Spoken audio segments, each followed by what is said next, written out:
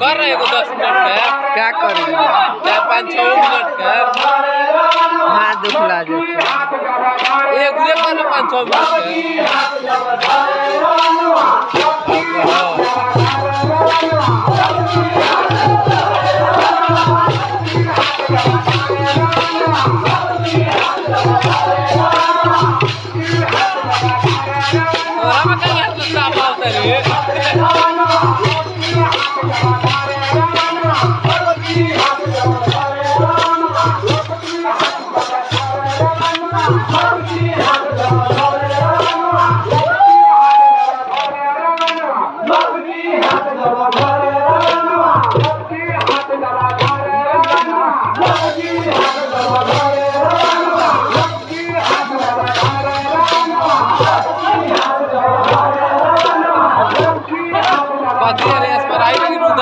नारे साला डीजल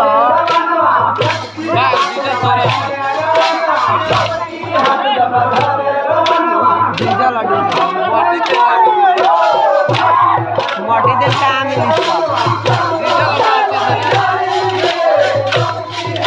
जान के उड़ा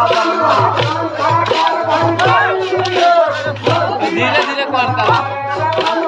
मिनट हो गए 5 मिनट से 6-7 मिनट करना